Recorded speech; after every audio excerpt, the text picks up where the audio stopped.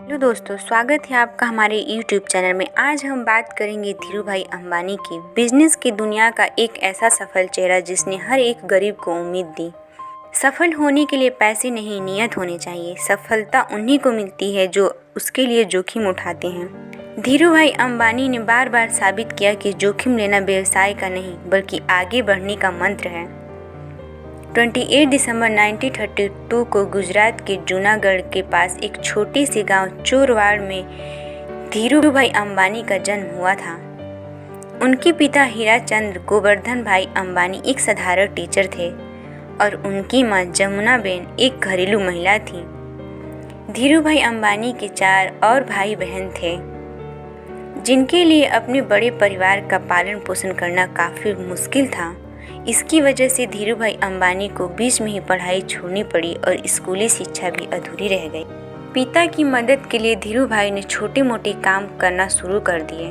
हर सफलता के पीछे ढेरों असफलताएं छुपी हुई होती है। धीरूभाई अंबानी की ये बात एकदम सटीक उतरती है। पढ़ाई छोड़ने के बाद धीरूभाई अंबानी ने फल और नाश्ता बेचने का कार्य शुरू किया, लेकिन कुछ खास फायदा नहीं हुआ। उन्होंने दिमाग लगाया और गांव के नज़दीक स्थित धार्मिक पर्यटक स्थल गिरनार में पकौड़े बेचने का काम शुरू कर दिया।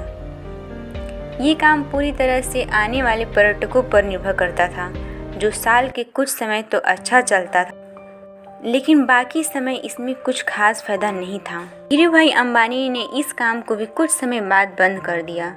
बिजनेस में मिली 2 असफलताओं के बाद उनके पिता ने उन्हें नौकरी करने की सलाह दी। धीरूभाई अंबानी के बड़े भाई रमणीक भाई उन दिनों यमन में नौकरी करते थे। उनकी मदद से धीरूभाई अंबानी को यमन जाने का मौका मिला।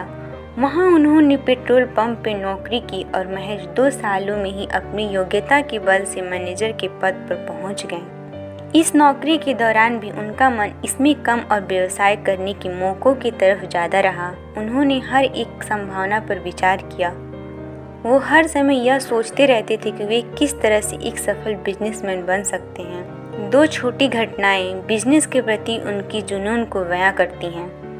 ये घटनाएं उस समय की थी जब वो सेल कंपनी में अपनी सेवाएं दे रहे थे। जहां वो काम करते थे वहां काम करने वाले कर्मियों को चाय 25 पैसे में मिलती थी, लेकिन धीरूभाई पास के ही एक बड़े होटल में चाय पीने जाते थे जहां चाय के लिए 1 रुपया चुकाना पड़ता था। धीरूभाई से पूछा गया कि वो सस्ते के बजाय महंगी चाय क्यों पीते हैं। उन्होंने बताया कि उस बड़े होटल में बड़े बड़े व्यापारी आते हैं और बिजनेस के बारे में बातें करते हैं। मैं उन्हें ही सुनने जाता हूँ ताकि व्यापार के बारीकियों को समझ सकूँ। धीरूभाई ने किसी तरह अपने ही तरीके से बिजनेस मैनेजमेंट की शिक्षा ली। इसी तरह उनकी दूसरी घटना व्यापार की नज़र और अवसर बनाने की क्षमता की ओर इशारा करती हैं। हुआ ये कि उन दिनों चांदी के सिक्कों का प्रचलन था। धीरूभाई को एहसास हुआ कि इन चांदी के सिक्कों का मूल्य सिक्कों से ज़्यादा है और उन्होंने लंदन की एक कंपनी को इन सिक्कों को गलाकर आपूर्ति करनी शुरू कर दी। यमन की सरकार को जब पता चला तब ये मोटा मुनाफा कमा चुके थे।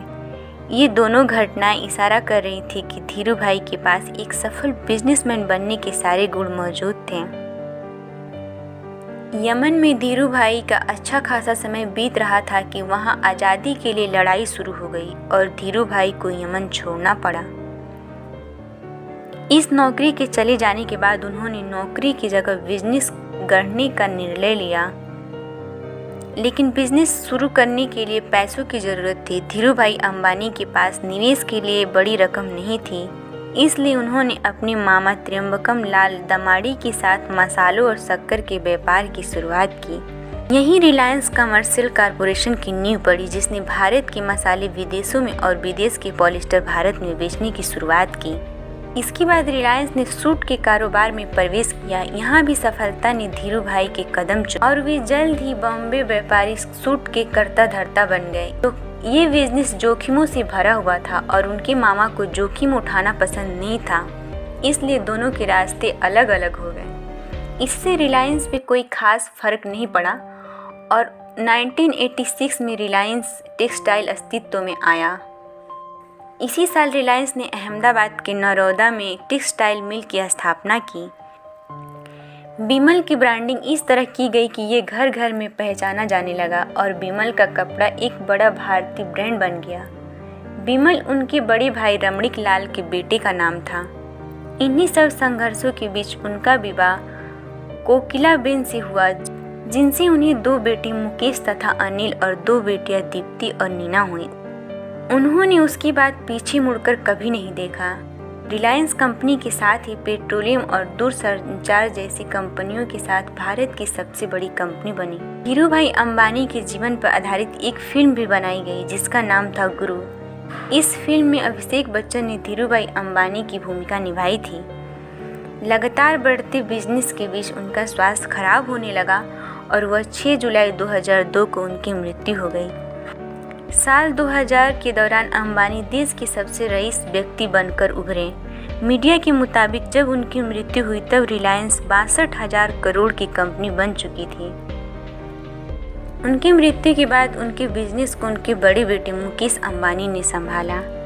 आज की वीडियो में इतना ही। वीडियो अच्छी लगी हो तो वीडियो को लाइक एंड चैनल को सब्सक्राइब करें।